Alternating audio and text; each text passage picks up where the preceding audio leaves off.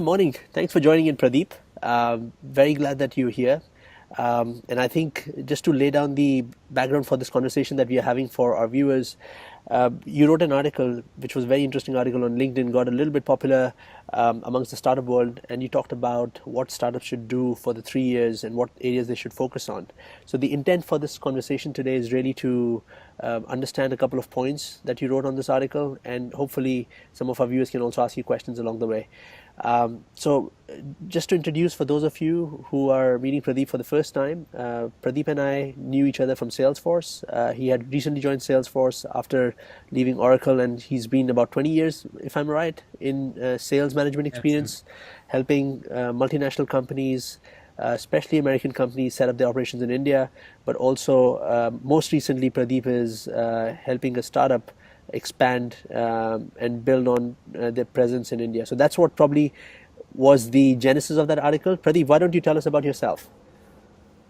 So thanks, Deep. Really appreciate your introduction, and it's a pleasure connecting with you after such a long time.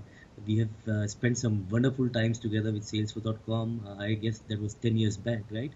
So Deep, as you introduced, after having worked with corporates for many years, and specifically with the likes of Salesforce.com and Google, and more importantly, seeding their businesses in India. I was the first employee for Salesforce.com in India, Yeah. and the first employee for Google for work in India. I think it's been a very interesting journey. And a little bit of trivia.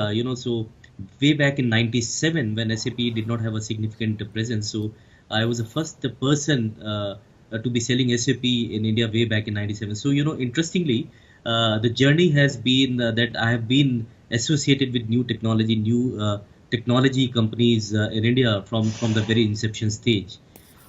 Now, after having worked with such companies for a long time, there are three things that I realize. First and foremost is, these large companies teach you processes, and fairly good ones, right? The second point is they look at the market from their own lens, because they're coming from America or Europe or other more mature markets like Asia Pacific. So they look at a market from their own lens.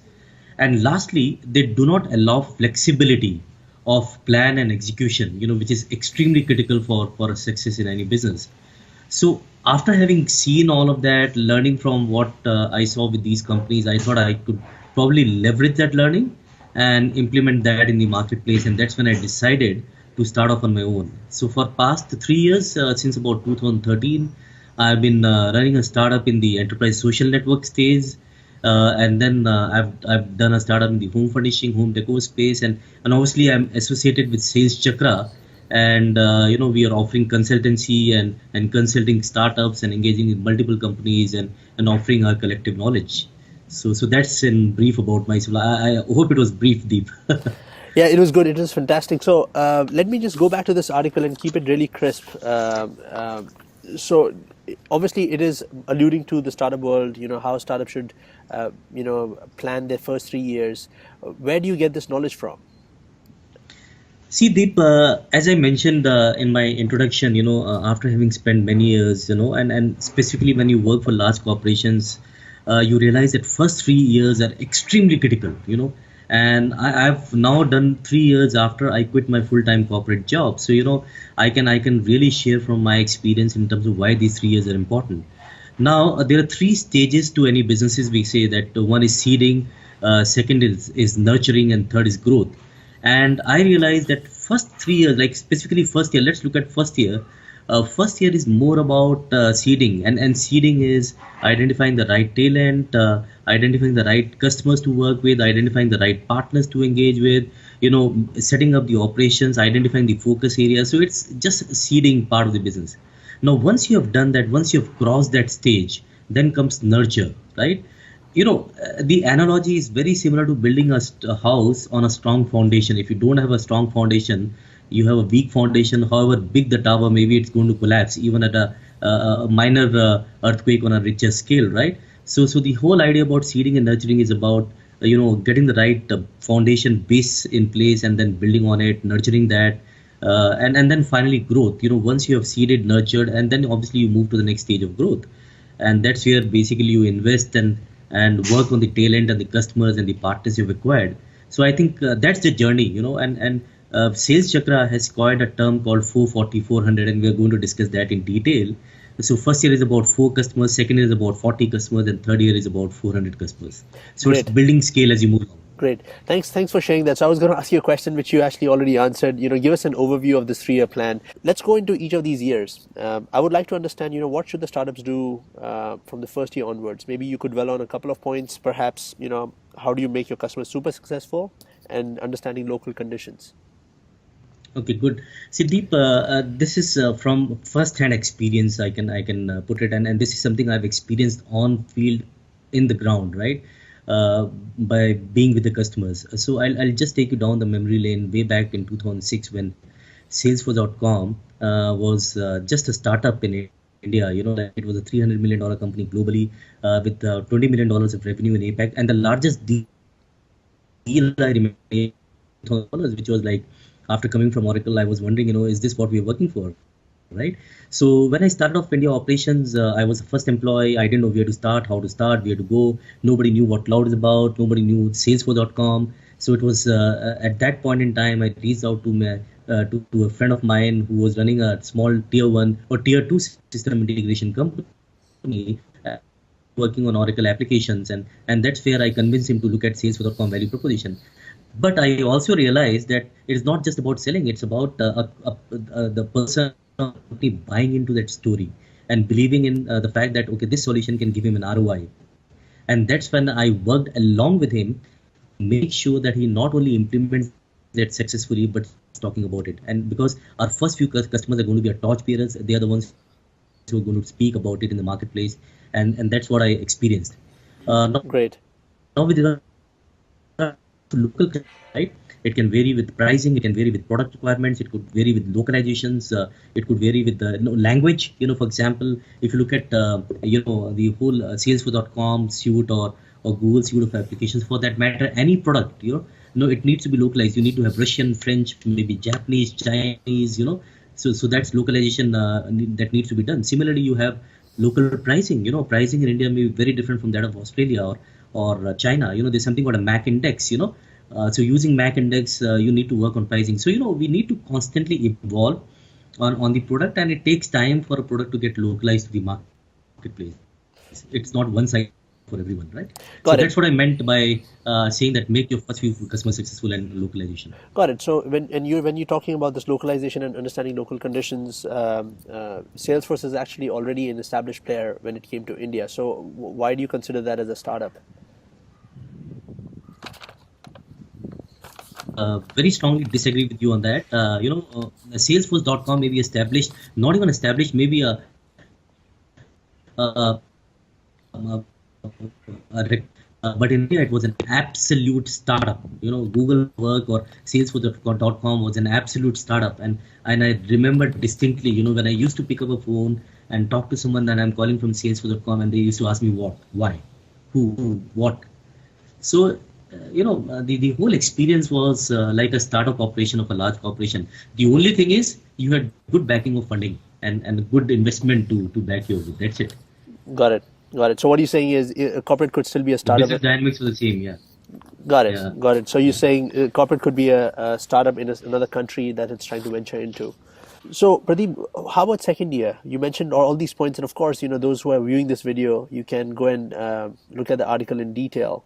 But tell us a little bit more about identifying sweet spot. Where does that, or how does that find a place in second year? So, you understand, whenever you have a startup operation or a startup business, you are extremely constrained on resources. Yeah. You have limited funds to spend. You have limited people in sales, product. You have no partners or ecosystem. There's no customers. So, you need to be extremely focused, because you cannot spread yourself too thin, right? And at that point in time, the key is to get your first few customers going.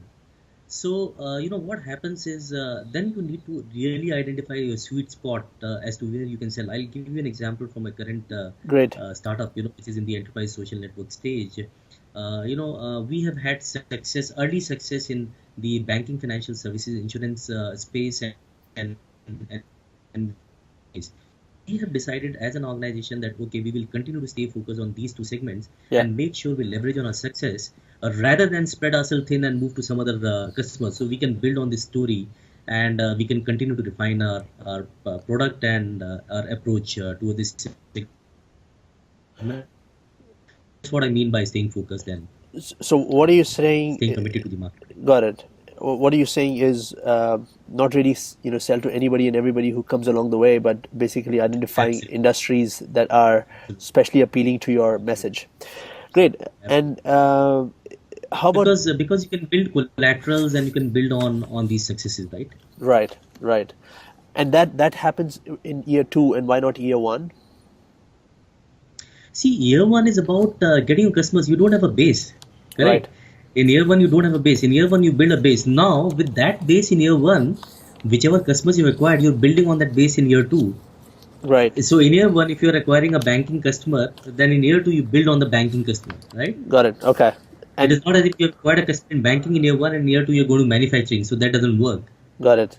So, and that would be similar how Salesforce would have done its year two sales in India, even though it's a corporate Absolutely. startup. Absolutely. Interesting, Absolutely. interesting. So this, Absolutely. so what you're saying is these principles could be applied to either a startup or a corporate entering a Exactly. new I'll give you territory. one more example, Deep. I'll give you one more example. So in the Google for Work startup, when we started first year, India as a market is full of IT services companies, correct? And the first target was to go and reach out to IT services companies, and that's where we realized that the solution just simply does not fit into IT services because of the complexity of the Google application and customers more used to running Microsoft. So we decided that sorry boss, that's not the segment we need to go after. We need to maybe go after a manufacturing company less than 1,500 employees, and that's how we started. So Great. that's a huge spot. Great, great, Pradeep. So let's move to year three with that. And you talked about building processes, and I'm actually particularly interested around that area because that's where your team is kind of settling in, and you've identified your sweet spot. And building processes is something which people should always have an eye on from the very beginning, but it doesn't happen in your process in your plan till Absolutely. year three. Why? So Absolutely. can you talk a little bit about Absolutely. that? Absolutely. So, Deep, I'll take you back to my initial observation on 440 400. Now, that's a strategy, and that's a term that we have coined. Is that first year is about first four customers, second year is about 40 customers, and third year is about 400 customers, right? Okay. So, when you are 4 and 40 at that stage, it's very easy to manage customer expectations, the sales process, because you're only talking to at max 40 customers, or if you look at a pipeline of 1:120 customers in a pipeline, which is easier to manage on a spreadsheet, and you can have a gallery discussion or a walkaway discussion with the sales guy and say, oh, what's happening in that account or opportunity. But the moment you go to 400 customers, at that point in time, you need to have a solid pipeline, and you need to lead generation mechanism in place. You need to have an opportunity management process. You need to understand which salesperson is meeting which prospect at what time. You need to understand what are the next steps of a sales prospect. You need to understand, what does it take to close. So, you'll have to build those processes. No, now you are doing it in first and second year, but you're not too focused on doing it. But in third year, I think the focus shifts purely to processes, because if you have very strong processes, you are able to have a cadence around your sales meetings and sales calls and sales management. Then it becomes easier for you to manage and then grow the business. So that's where the focus is going to be, and that's what I talk about processes in third year. Great. I'm actually particularly interested in sales cadence, and I think that could be something which you could talk for another day, another time. But I do have some comments for a couple of people who read your article, liked it, and so one is by Lucas Gale, and he talks about going partnership model from the start. Lucas, he says, how do you rate? So I think based on Lucas' comment, my question to you would be, how do you rate the importance of partnerships in the startup, and where does it fall in the 3-year plan?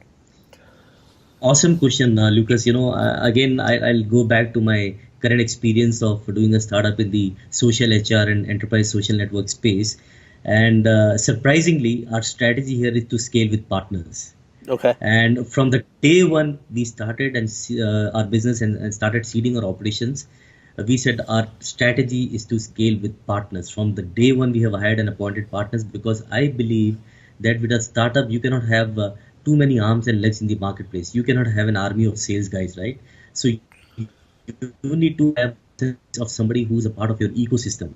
So I think as a conscious strategy from day one, we decided that we'll work on partner ecosystem, and I truly agree with you that for you to scale and for any organization to scale with insufficient resources, it is better to get your ecosystem together and work on partner strategy from day one. So I hope that answers your question. Great. And the next question is from Rajesh and Everton Elliot. And Rajesh, Dr. Rajesh and Everton have a similar question, so let me club it together. Um, so whether this plan is for 3 years, does it your plan that you've mentioned, does that hold true across all industries? I think Rajesh represents engineering and manufacturing industry, and Everton is from the food production industry. So does this plan, work for B2B SaaS startups, or is it across all types of industries, or generally vast majority?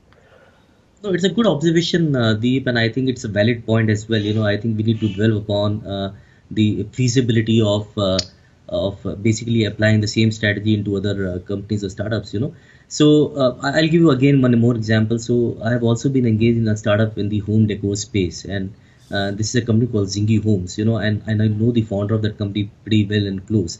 Now, Zingy Homes is a classic a B2C kind of a setup, but I realized that I think the dynamics are the same. In the first year it's about basically setting up operations, getting a first few people or customers or prospects to sign up, and making sure that you sign up with a few vendors and so on and so forth. Second year is about trying to see how you can build scale and get some money or processes into the system, and third is about taking that to the next level and building on processes. So yes, the placeholder, the stakeholders may be different. It may not be a classic B2B customer, but I think the broad parameters would be the same. Great. Thanks, Pradeep. So I think I would appreciate these. I'm sure I appreciate these answers as much as these guys would also. So thank you for your time. Let me close this discussion right here. Any closing comments on startups who would want to implement your plan and would want to get in touch with you about that? Siddip, from my experience, I can tell you, I think the three key important points are first and foremost, understand your market, right? So do not ignore your market at all. Listen to your customers, what they want. You may be having a fantastic product, but unless until your customer adopts and buys it, that product is of no use. So I think you have to listen to the market and keep innovating on your product. That's point number one. Point number two is you need to be very, very specific with regards to your local market conditions, as I talked about pricing, or it could be building up local channels or ecosystem or partner network and so on and so forth. And third thing is, I think you need to stay focused, and rather than believe in a strategy of hit and run. I think stay focused on a few customers, have a few successes on board, make them super successful, and then grow from there. I think I would stick to these 3 points. Great, Pradeep. That was fantastic. Thanks for sharing that. I think I liked reading your article, but this video interview was even more special for me. So thanks for that.